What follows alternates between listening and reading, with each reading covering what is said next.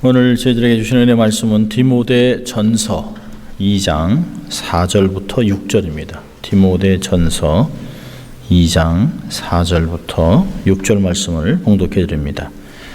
하나님의 말씀을 봉독해 드릴 때 여러분의 생명과 심령과 귀의 은혜가 있기를 바랍니다. 하나님 말씀입니다. 하나님은 모든 사람이 구원을 받으며 진리를 아는 데 이르기를 원하느니라. 하나님은 한 분이시요 또 하나님과 사람 사이의 중보도 한 분이시니 곧 사람이신 그리스도 예수라.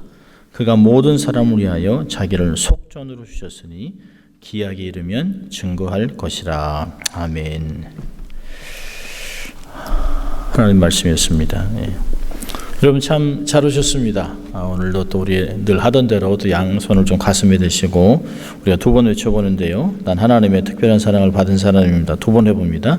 나는 하나님의 특별한 사랑을 받은 사람입니다. 난 하나님의 특별한 사랑을 받은 사람입니다.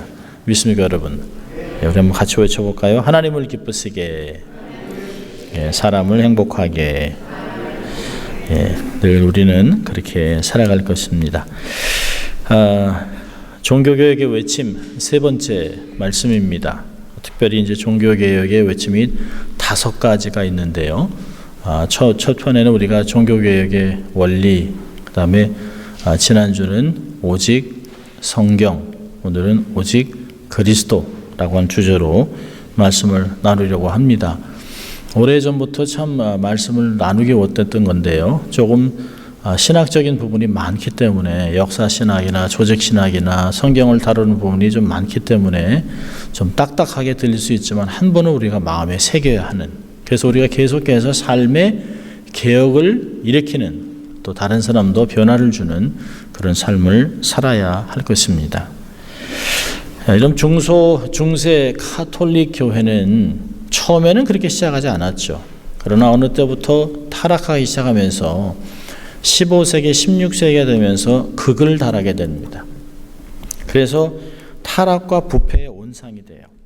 몇 가지를 살펴보면 왜 이렇게 종교개혁이 일어났는가, 특별히 오늘은 왜 오직 그리스도라고 하는 주제가 필요했는가를 좀 보려고 합니다. 그 당시에는 사제의 직분을 사고 팔았어요. 좀 이렇게 본당이 좀 크고 그 교인들이 많으면 좀 비싸게 팔렸습니다. 그런데 문제는 사제가 전혀 책을 읽을 줄 모르는 그런 사람도 굉장히 많이 있었다고 합니다. 또 사제는 독신으로 살아야 하는데요. 자기의 정욕을 견디지 못해서 많은 여인들과 함께 자녀를 낳아서 그 자녀들을 키우기 위해서 어쩔 수 없이 수녀원을 짓고 수녀원이 아이들을 키웠던 역사들을 많이 있습니다. 과테말라의 옛날 그 도시가 있는데요. 화산으로 다 덮였어요. 다 죽었습니다. 그런데 안티구아라고 하는 도시가 있는데요. 그 오랜 동안 그 화산으로 덮여있던 도시를 다시 이렇게 먼지를 떨어내고 화산재를 다 털어냈는데요. 거기에 아주 큰 남미의 큰 미션 센터가 있습니다. 그러니까 중남미를 책임지는 그 카톨릭 미션 센터가 있어요.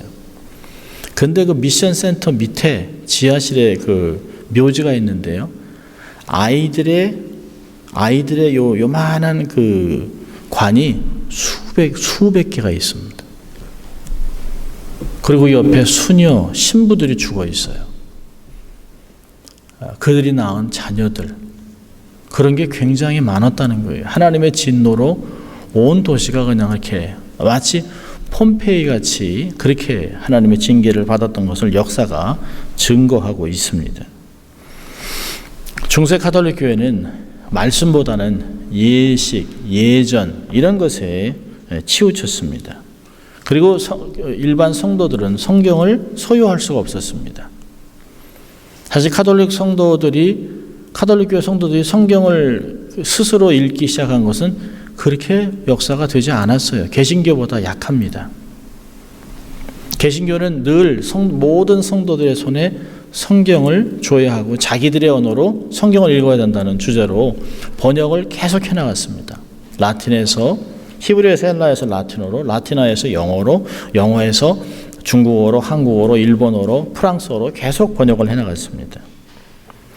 가톨릭 성도들은 지금도 그렇습니다만은 성경의 번역은 사제의 권한에 있기 때문에 사제가 설명해 주는 대로 받아들이고 성경을 많이 읽지 않습니다. 지금도 미사나 묵주나 성모 마리아, 성인들의 사진, 아이콘 등을 아주 소중하게 여깁니다. 여러분, 성찬식도 우리랑 달라요.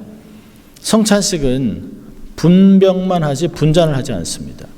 이들이 왜 그러냐면 화채설을 믿습니다. 이들이 떡과 포도주를 떼면 그것이 사제의 손을 통해서 사람의 입에 들어갈 때 그게 예수님의 피와 살로 변한다고 믿습니다. 그렇기 때문에 포도주를 조금 흘리면 큰일 나는 거죠. 예수의 피를 흘리는 거기 때문에. 그래서 일반 성도들은 포도주를 마시지 못합니다. 오직 신부만 마십니다. 하나님의 은혜는 사제들을 통해서만 온다라고 주장했습니다. 사제를 통하지 않고서는 도대체 은혜를 받을 길이 없습니다. 여러분, 이 교리 때문에 사제들의 권세는 대단합니다. 여러분, 사제들이 어떤 권한을 갖고 있냐면 죄를 용서하는 권한도 있지만 출교와 파면하는 권세도 있습니다. 가톨릭 성도들이 제일 무서워하는 건 뭐냐면 출교당한 다음에 파면당하는 것이에요. 파면당하면 이 사람들은 바로 이 영혼이 심령이 지옥에 떨어집니다. 구원을 잃어버리는 것이 얼마나 두렵겠습니까? 신부들에 대한 이 존경심이나 이 두려움은 굉장합니다. 그래서 고해성사를 하잖아요. 신부한테 가서 고해성사를 하면 신부가 다 듣고 그거에 대해서 답을 내려줘요. 아, 이런 죄는 본당 2층까지 층계에 무릎으로 올라가서 몇 번 내려오고 그 무릎이 까질도록 고정을 시키는 거죠. 어디 가서 봉사를 하고 헌금을 얼마만큼 하면 된다. 그리고 성부, 성자, 성령 이름으로 죄 용서를 해줍니다. 여러분, 구원이나 죄 용서가 사제의 손에 달린 것이 아니에요. 사제가 이런 것은 아무것도 없습니다. 예수님과 우리 사이, 하나님과 우리 사이에는 교황도, 사제도, 목사도, 남편도, 아내도 끼어들 권한이 없습니다. 모든 사람이 하나님 앞에 만인 제사장이 돼서 기도하고 죄 용서를 구하고 하나님이 성령님의 감동으로 주시는 은혜를 직접 경험할 수 있는 것입니다. 오늘 종교개혁의 외침 두 번째는 오직 그리스도를 다루려고 하는데요. 우리가 의롭게 된 것은 오직 예수 그리스도의 대속을 통해서입니다. 6절, 오늘 본문 6절을 보면 예수님이 모든 사람을 위하여 자기를 속전으로 주셨다. 여러분, 속전이라는 것은 누가 빚을 졌다는 거예요. 반드시 값을 지불해야만 자유해 줄 수 있다는 것입니다. 누군가가 종이 되었다는 것이에요. 그러니까 우리가 죄의 종이 되었던 그것을 자유롭게 해주기 위해서 누군가가 외부에서 우리의 의리를 위해서 값을 지불했다는 것입니다. 그게 속전이라는 뜻입니다. 이 속전을 아무나 지불할 수 있는 것이 아니에요. 여러분, 어떤 포로를 자유롭게 하려면 포로의 지위에 따라 값이 달라집니다. 개 한 마리 풀어주는 거야 뭐 빵 하나 줘도 풀어줄 수 있죠. 그러나 적군의 대장을 풀어주려면 엄청난 대가를 지불해야 됩니다. 여러분, 하나님의 형상을 갖고 있는 사람, 한 사람이 천하보다 귀하다고 얘기하는 이 한 사람의 생명을 위한 값은 사람이 치를 수 있는 것이 아니에요. 어떤 왕이 갖고 있는 재산이나 땅을 갖고서 사람을 속전할 수 있는 것이 아닙니다. 이 속전의 값은 엄청난 것이 오직 하나님과 사람 사이의 중보자인 사람 예수 한 분밖에 없다라고 얘기하고 있습니다. 인간의 노력이나 인간의 공로로 우리의 구원에 어떤 영향을 끼칠 수 있는 것이 아닙니다. 내가 배경이 어떻기 때문에, 내가 무슨 노력을 했기 때문에, 여러분, 성경은 처음부터 자력 구원을 거부합니다. 이미 우리의 복음에 우리의 어떠한 우리가 받은 구원, 우리의 자유함, 우리의 의롭다함에 우리의 노력이 더해질 수 있다고 하면, 우리가 어떤 노력을 더하려고 한다면 그것은 더 이상 복음이 아닙니다. 복음이 될 수가 없습니다. 오직 하나님의 주권적인 은혜로 그리스도의 보혈을 통해서 우리가 구원을 받고 의로운 사람이 된 것입니다. 여러분, 오직 그리스도를 선포하는 것은 예수님을 그리스도인들이 예수를 유일한 선지자, 유일한 제사장, 유일한 왕으로 인정하는 것이에요. 우리에게 더 이상 누군가가 하나님 말씀의 뜻을 계시해 줄 또 다른 선지자가 필요 없습니다. 하나님의 구원과 복을 중재해 줄, 우리를 위해 대신 기도해 줄 그런 제사장이 필요 없습니다. 신자의 생각과 삶을 지배할 다른 왕도 필요 없습니다. 구약에 있는 세 가지 기름 부음을 받는 중요한 직분인 왕과 선지자와 제사장의 모든 역할은 예수 그리스도 안에서 완벽하게 성취됐습니다. 그리고 예수님은 지금도 우리의 삶의 대제사장으로 또 왕으로 선지자로 우리의 삶을 인도하고 있는 것을 보는 것이에요. 복음 안에서 예수님만이 우리에게 모든 것이 우리에게 필요한 것들을 주는 것입니다. 미국에서 몇 년 전에 설문조사를 했는데요. 76%의 에반젤리컬, 그러니까 복음주의자들, 예수 안 믿는 사람을 얘기하는 게 아니에요. 예수 믿는 사람들에게 그 서베이를 했는데요.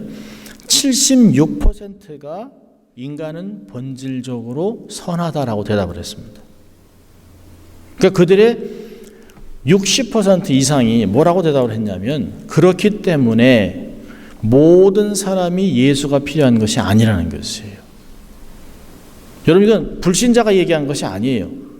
교회를 다니는 소위 크리스찬이라고 하는 사람들이 그렇게 대답을 한 것이에요. 여러분, 긍정의 힘을 쓴 텍사스에 4만 5천 명이 모인다는 레이크우드 교회 조엘 오스틴 목사는, 그 사람이 목사인지는 모르겠습니다만은, 그 사람이 이렇게 얘기했습니다. 몰몬교도 기독교인이고 유대인들은 하나님이 선택한 민족이기 때문에 예수를 믿지 않아도 천국 갈 수 있다, 구원받을 수 있다고 얘기해서 엄청난 무리를 일으켰습니다. 메시아닉 유대인들, 그러니까 예수를 믿는 유대인들이 들고 일어났어요. 당신이 뭔데? 우리 모든 사람이 다 예수를 믿어야만 구원받을 수 있다고 하는데, 그리고 성경 구절을 사도행전 4장 12절의 말씀 읽었습니다. 다른 이로서는 구원 얻을 수 없나니 천하 인간의 구원을 얻을 만한 다른 이름을 우리에게 주신 일이 없음이니라. 이 말씀을 얘기하면서 유대인, 메시아닉 유대인이 얘기를 했습니다. 유대인도 예수 없으면 지옥이라고 얘기한 것이에요. 전형적인 거짓 선지자입니다. 여러분, 건강한 교회의 특징은 뭘까요? 복음의 핵심인 예수 그리스도를 강조하는 것이에요. 여러분, 교회가 대형화를 추구하면서 언젠가부터 죄나 지옥이나 심판이나 하나님의 진노와 주님의 재림에 대한 설교가 현저하게 줄어들었습니다. 거의 없습니다. 여러분, 교회 성장 세미나에 가장 주축을 이뤘던 조영규 목사님과 함께 교회 성장 세미나를, 전 세계 교회 성장 세미나를 이끌었던 가든그로브 수정교회의 로버트 슐러 목사님이 있었습니다. 엄청난 교회였죠. 그가 성장 세미나 때마다 목회자들에게 강조하는 것이 있었습니다. 교인들은 누구도 죄나 지옥에 대한 이야기를 싫어한다. 그래서 자기는 목회 45년 동안 한 번도 죄나 한 번도 하나님의 심판이나 지옥에 대한 설교를 안 했다는 것이에요. 아주 자랑스럽게 얘기를 했습니다. 그리고 긍정적인 사고방식, 철학, 심리학을 동원해서 복음과 함께 포장을 잘 했다는 것이에요. 그리고 그게 먹혔다라고 얘기했습니다. 자, 근데 그분이 돌아가시기 전에 어떤 일이 있었나요? 성도들의 헌금을 들여서 지었던 그 엄청난 교회 건물은 카톨릭에게 팔렸습니다. 더 이상 개신교라고 한 이름이 없어졌습니다. 수정교회는 사라지고 말았습니다. 여러분, 우리는 지금은 모르는 것이에요. 우리의 삶이 시간이 지나고 은퇴하고 나서 우리의 삶은 평가될 것입니다. 아니, 죽어서 우리의 자녀들을 통해서 평가될지도 모릅니다. 세상에 많은 교회가 있지만 점점 왜 주님이 말씀하신 것 같이 믿음을 보겠느냐? 마지막 때에 주님이 다시 오실 때 정말 믿음을 보겠느냐? 라고 한 누가복음 18장의 말씀을 기억하게 합니다. 여러분, 현대의 도전도 역시 오직 그리스도에 대한 도전이 많습니다. 중세교회는 하나님과 우리 사이에 성인, 마리아, 그리고 사제들을 추가했습니다. 예수님 외에 다른 사람들, 키를 잃어버리면 키를 찾아줄 수 있는 성인, 자동차 사고가 나면 그 사고를 막아줄 수 있는 성인, 이런 성인들에게 기도했습니다. 여러분, 아베 마리아가 무슨 뜻인지 아시죠? 쉽게 풀면 마리아여 안녕하십니까 라고 하는 뜻이지만, 마리아여 우리의 기도를 들어주소서라고 하는 것이에요.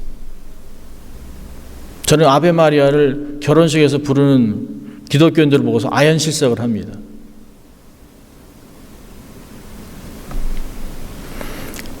여러분, 예수님 외에 하나님께로 나갈 수 있는 길은 없습니다. 그런데요, 현대 도전은 뭐냐면 포스트 모더니즘을 살아가고 있습니다. 이걸 다원주의라고도 얘기도 하는데요. 포스트 모더니즘을 간단히 말하면 구원의 길은 다양하게 있다는 것이에요. 산 정상으로 가기 위해서는 이렇게 갈 수도 있고 저렇게 갈 수도 있고 돌아갈 수도 있고, 불교도 있고 힌두교도 있고 몰몬도 있고 통일교도 있고 여러 가지 방법을 통원해서 우리가 구원을 받을 수 있다는 것이에요. 최근에 어느 신학자가, 한국에서 신학자가 불교에도 불교의 구원의 메시지가 있고, 기독교에도 구원의 메시지가 있고, 이슬람에도 구원의 메시지가 있다고 그래서 스님들이 박수를 쳐줬습니다. 그 얘기 듣고 힘을 얻어서 더 주장하고 있어요. 그러면서 다른 종교도 존중해 주자. 왜 편협되게 기독교에만 구원이 있느라고 하느냐, 그건 옳지 않다라고 이분이 주장하며 젊은이들을 신학교에서 선동하고 있습니다. 여러분, 이 모든 것의 뒤에는 카톨릭의 모략이 있습니다. 여러분, 포스트 모더니즘의 마지막 길은 뭐냐면 혼합주의 종교 통합입니다. 왜 우리가 다 하나님을 섬기는데, 알라도 하나님, 힌두교도 신을 섬기고 기독교도 부처라고 하는 신을 섬기고 다 섬기는데 뭐 이렇게 딱 각자 그렇게 하냐? 모두 다 함께 인정하고 종교를 통합하자고 합니다. 한국에 얼마나 많은 교회들이 종교 통합에 앞서는지 모릅니다. 대형 교회들이 앞서고 있습니다.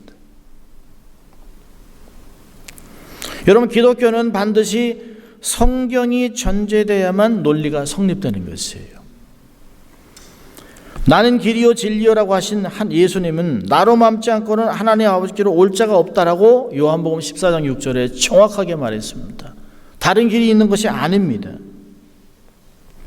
우리가 정말 경계해야 될 사상은 뭐냐면 하나님의 주권적인 말씀을 거부하고 인간적인 생각들을 첨가하는 것이에요. 여러분, 성경에서 하나님 외에 다른 신을 섬겨서 복받은 사람이 있나요? 복받은 나라가 있나요? 없습니다. 하나님과 함께 다른 신을 섬기지 말라고 혼합주의를 성경은 지속적으로 거부해 왔습니다. 기독교는 성경이라고 하는 하나님 말씀이 텍스트를 벗어나면 그냥 인위적인 초등학문으로 전락하는 것입니다. 성경이 말하는 만큼 가고, 성경이 말하는 만큼 하고, 성경이 서라고 하면 서야 성경대로 살아가는 것입니다. 이 책이 너무 오래됐기 때문에 성경을 믿을 수가 없다고 한다면 그때부터 우리 인생은 타락하고 부패하는 것입니다. 여러분, 시간이 지나면서 변하는 기준은 절대 기준이 아닙니다.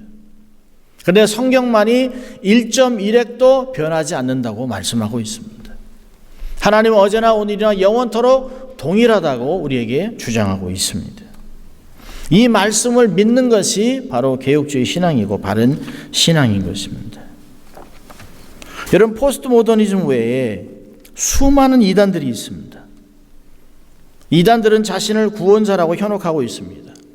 전 세계에 자신을 재림주라고 이야기하는 이단이 얼마나 많은지 모르는데 그 중에 3분의 2가 다 한국에 있습니다. 얼마나 종교성이 많은지 몰라요. 여러분, 예수님은 완벽하지 않다는 것이에요. 예수님이 구원을 다 이루지 못했기 때문에 자기가 다시 재림주로 와서 구원을 완벽하게 이뤘다고 하는 것이죠. 문선명도 마찬가지고 전도관을 맡은 박태선은 자기를 이긴 자, 동방의 의인, 감람나무라고 말했습니다. 자신을 새 하나님이라고 얘기했습니다. 유일한 중보자 예수님 자리에 자기 자신을 앉혔습니다. 요즘은 박태선 밑에서 10년 동안 훈련받은 이만희가 신천지를 인도하고 있습니다. 자기를 보혜사, 이긴 자, 약속의 목자, 철장으로 만국을 다스릴 자라고 주장하고 있습니다. 영생불사를 주장합니다. 자기는 안 죽을 거라는 것이에요. 근데 텔레비에 나온 거니까 정말 다 꼬부라진 할아버지입니다. 금방이라도 가겠습니다. 여러분, 이자가 뭐라고 얘기했냐면 시대를 구약시대, 신약시대, 계시시대로 나눴습니다. 그리고 신약시대는 예수님이 모든 것을 구약을 이루셨다는 것이에요. 그리고 예수님이 비유로 말씀하신 것은 자기가 다 풀어서 다 이루어내고 있는 재림주라고 얘기하고 있습니다. 예수님의 비유로 말씀하신 것을 보혜사 이만희가 밝히 드러내어 비밀이 온전히 성취될 것이라고 주장합니다. 그 외에도 통일의 문선명, 그의 제자 정명석, 하나님교회 안상홍, 수많은 이단들이 기도의 이름을 설치고 있습니다. 요즘은 하나님의 교회라고 하는 이름으로 장길자, 하나님 어머니로 자기가 교주가 돼서 시한부 종만으로 가리키는데요. 캄보디아에서 교회를 쑥대밭을 만들고 있습니다. 월남, 캄보디아, 미얀마 이런 곳의 선교사들에게 돈을 줘서 교회들을 허물고 있습니다. 왜 이런 사람들이 이렇게 판을 칠 수 있을까요? 정말 중요한 것은 기독교의 핵심이 어디 있는가를 잃어버리는 것이에요. 여러분, 기독교의 핵심은 어디 있을까요? 바로 십자가에 있습니다. 수많은 회사들이 자기들의 로고를 만들기 위해서 얼마나 많은 돈을 투자하는지 몰라요. 삼성, LG, 애플, 사과 이렇게 깨물어 본 것 같이 나오는 애플, 그게 그냥 나온 것이 아닙니다. 근데 왜 기독교는 그 많은 로고 중에 십자가를 쓸까요? 거기에 복음의 핵심이 있기 때문입니다. 십자가에 예수 그리스도의 구속 사건이 들어있기 때문인 것입니다. 여러분, 종교개혁자의 외침과 그들의 투쟁은 예수의 십자가에 대한 올바른 해석에 대한 투쟁이었습니다. 십자가를 제대로 이해한 사람이라면 성경을 이해하고 예수 그리스도를 이해하는 것이에요. 여러분, 성경은 창세기부터 계시록까지 예수님의 대속의 사건과 은혜의 언약의 메시지가 정말 큰 강물같이 흐르고 있습니다. 창세기 33장 15절을 우리가 원복음이라고 얘기하는데요. 여기 보면 여자의 후손이 뱀의 머리를 상하게 하고 뱀은 그의 발꿈치를 상하게 할 것이라는 것을 읽는데요.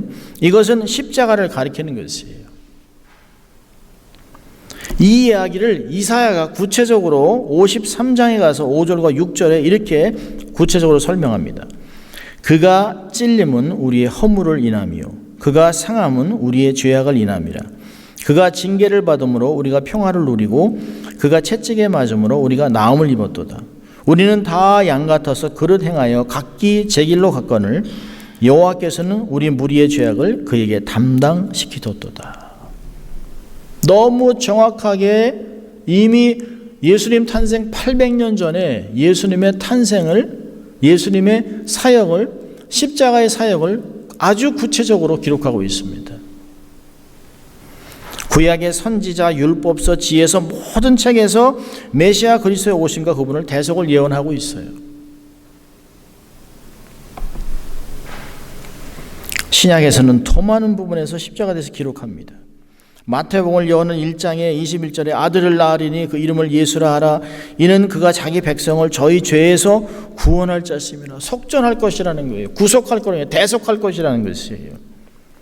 요한복음 1장 29절은 보라 세상 죄를 지고 가는 하나님의 어린 양이로다라고 얘기하고 있습니다.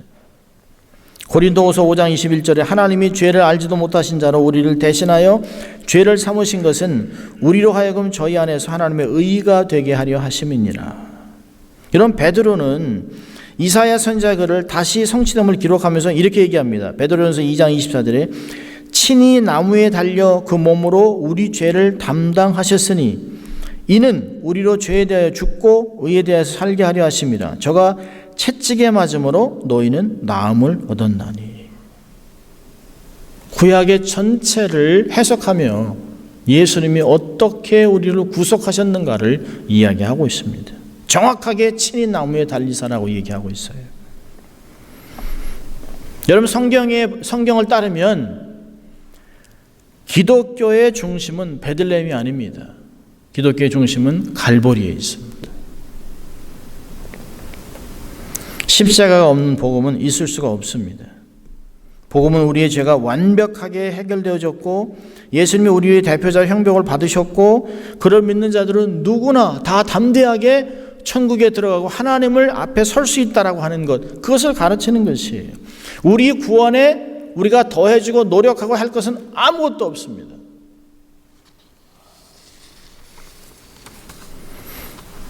우리의 유일한 구원자는 오직 예수 그리스도 한 분밖에 없습니다. 오늘 본문 5절을 보면 하나님은 한 분이시요 또 하나님과 사람 사이의 중보도 한 분이시니 곧 사람이신 그리스도 예수라라고 얘기하고 있습니다. 이 예수님은 그가 모든 사람을 위하여 자기를 속전으로 주셨으니 대가를 지불했다라고 하는 게 누구를 해방시키기 위하여 대가를 자신의 몸을 속전으로 주셨다라고 얘기합니다.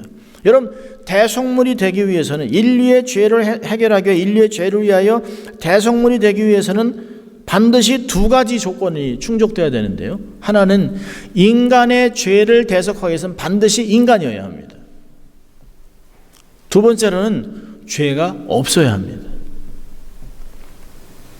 그런데 모든 사람은 원죄로 다 태어나면서도 죄가 있는 것이에요. 오직 유일하게 예수님만 여인의 후손으로 태어났습니다. 여러분, 모든 인류는 다 남자의 후손으로 태어나는 것이에요.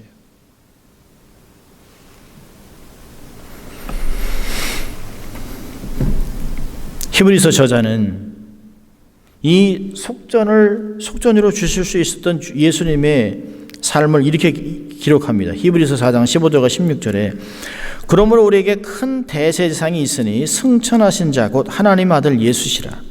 우리가 믿는 도리를 굳게 잡을지어다. 우리에게 있는 대제사장은 우리 연약함을 체휼하지 아니하시는 자가 아니요 모든 일에 우리와 한결같이 시험을 받은 자로되 마지막이 중요합니다. 죄는 없으시니라. 구약을 정확하게 알고 있는 히브리서 저자가 구약을 인용하면서 굉장히 많은 것을 얘기해요. 특별히 히브리서 9장 22절에 가면 얘기합니다. 피 흘림이 없이는 죄사함이 없다. 그 피 흘림은 누구 얘기일까요? 소나 양의 피로는 사람의 양심을 깨끗게 할 수 없다는 것이에요. 그런데 예수 그리스도의 보혈만이 우리로 하여금 신실하게 하나님을 섬길 수 있게 하지 않겠느냐라고 얘기를 합니다.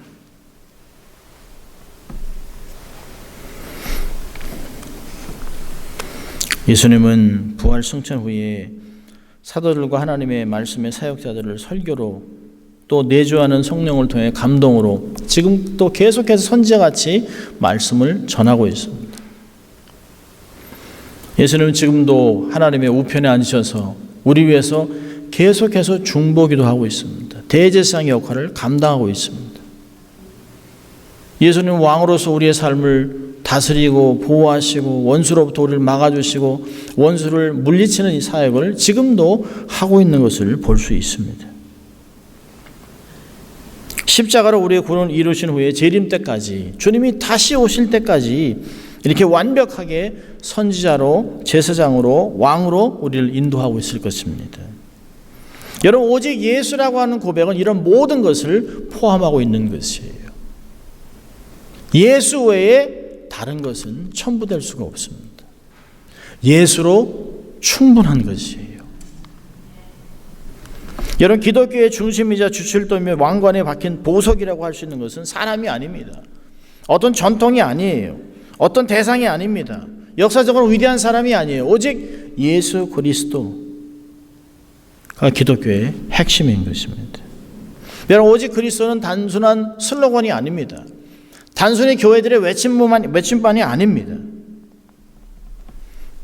모든 솔라에 연결을 해주는 것이 다 오직 그리스도가 있기 때문에 성경도, 믿음도, 영광도 다 연결되는 것입니다. 그렇기 때문에 이 가르침을 통해서 우리는 베드로전서에서 말씀하는 것 같이 우리를 어둠에서 불러내신 그분의 기이한 빛을 선전하는 왕같은 제사장의 삶을 살아내야 될 줄 믿습니다. 얼마나 엄청난 주님의 사역을 하셨는지 몰라요. 세상이 도대체 감당할 수 없는, 세상이 값을 지불할 수 없는 우리의 죄값을 완벽하게 주님의 값으로 해결하신 그분을 우리가 알아가는 것입니다. 여러분, 고린도전서 6장을 한번 볼까요? 고린도전서 6장. 고린도전서 6장 19절입니다.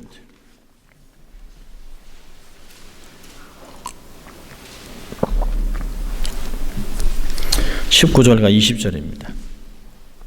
우리 찾으시면 같이 읽습니다. 너의 몸은 너희가 하나님께로부터 받은 바 너희 가운데 계신 성령의 전인 줄을 알지 못하느냐? 너희는 너희 것이 아니라 값으로 산 것이 되었으니 그런즉 너희 몸으로 하나님께 영광을 돌리라. 아멘. 이런 값이 뭘까요? 예수님의 핏값으로 사신 것이에요. 여러분, 여기서 얘기하는 값이라고 하는 헬라어 단어와 히브리어 단어는 두 가지 의미가 있습니다. 하나는 지창금을 얘기합니다. 지창금. 자기의 아내를 사기 위해 남편이 여인의 가정에 주는 지창금을 의미합니다. 여러분, 그 지창금이 뭐예요? 예수님의 피로 지창금을 주신 것이. 우리를 신부로 삼으셨어요. 그래서 요한복음 14장은 너희는 두려워하지 마라. 아버지 집에는 방이 많다. 내가 신방을 만든 후에 당신을 내가 데리러 올게 라고 신랑이 신부 집에서 결혼식을 마치고 잔치 후에 자기 신랑 집으로 돌아가기 전에 신부에게 하는 말이 요한복음 14장에 있는 말씀입니다. 어느 누구도 어느 신도 이렇게 자기가 죽어가며 자기의 신부를 위해 삶을 내려놓은 신이 없습니다. 여러분, 오직 그리스도라고 하는 것은 안에는 예수 그리스도께서 당신의 목숨을 내려놓고 핏값으로 나를 신부로 삼으셔서 온갖 약속을 다 하시고 다시 돌아올 것을 말씀하신 것이. 우리의 구원만이 아니라 완벽하게 다시 우리를 신부로 삼아서 우리를 신랑 집으로 데려갈 그때를 기다리라고 약속하신 것입니다. 그래서 고린도전서는 너의 몸을 가지고 하나님의 영광을 위해 살아가라고 얘기하는 것이에요. 우린 절대로 여기가 좋사오니 하고 안주하면 썩고 망합니다. 여러분, 카톨릭도 처음부터 그렇게 썩지 않았어요. 초대교회는 그렇지 않았습니다. 세월이 지나면서 말씀이 아닌 전통을 주장하다가 예식을 만들다가 말씀을 뛰어넘어 자기의 인간적인 생각을 통해서 교회를 그렇게 만들어 놓은 것입니다. 우리는 하나님의 영광을 위해서 말씀과 기도의 동력으로 지속적으로 삶을 개혁해야 합니다. 교회는 계속해서 개혁돼야 합니다. 거룩한 영향력을 끼치며 살아가야 됩니다. 그래서 세상에 빛과 소금이 되는 삶을 살아갈 수 있기를 주의 이름으로 축원합니다. 기도하겠습니다. 하나님 아버지, 감사합니다. 오늘도 저희를 예배자로 초청하시고 이 마지막 때 신학적으로 또 믿음의 혼탁한 이런 때를 살아가면서 오직 예수 그리스도를 마음에 새기고 오직 예수 그리스도를 위해서 삶을 살아가는 저희들 되게 하심으로 당당하게 예수님의 신부로 거룩한 삶을 살아가는 우리 성도들 다 될 수 있도록 하나님 축복하여 주시옵소서. 감사하고 예수님 이름으로 기도합니다. 아멘.